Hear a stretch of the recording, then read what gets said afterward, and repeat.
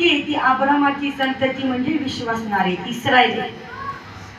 आणि म्हणून आज आम्हाला जर आमचे लेकर आशीर्वादित व्हावं अशी इच्छा असेल तर आम्हाला ते लेकर लहानपणापासून देवाने दिलेलं धन आहे देवाच्या हातात द्यायचंय।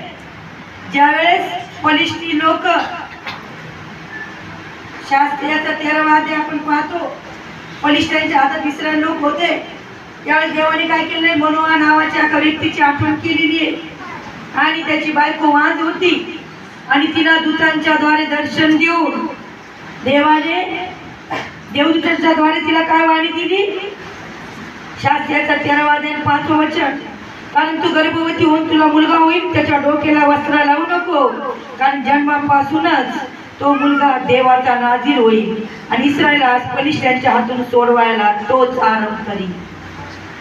देव आज त्याचे लोक जे सैतानाच्या हातात, जे सैतानी सत्तेमध्ये आहेत, जे सैतानाच्या ताब्यात आहेत, त्यांना सोडवण्यासाठी देव हे लेकरं आम्हाला देतो।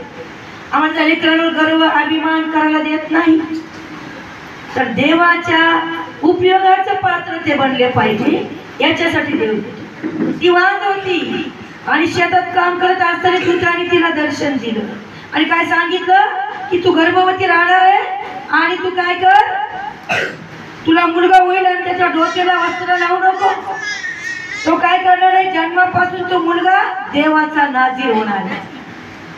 म्हणजे देवासाठी तो वाहून दिलेला असा तो पुत्र होणार।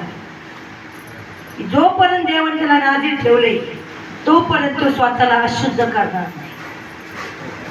यासाठी देव आमचे लेकर शुद्ध राहण्यासाठी, पवित्र राहण्यासाठी आणि देवाने सोपवलेलं काम पूर्ण करण्यासाठी देव आम्हाला देतो।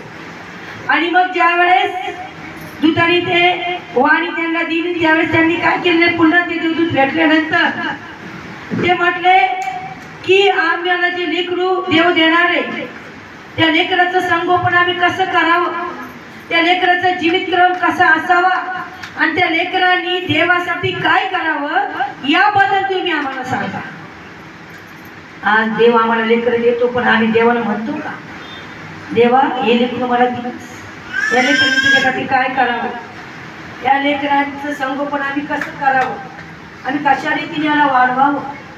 आम्हाला आज पवित्र आत्म्याने आम्हाला जर आमचे लेकरं आशीर्वाद व्हायचे तर आई बापाला प्रथम धार्मिक बनावं लागेल।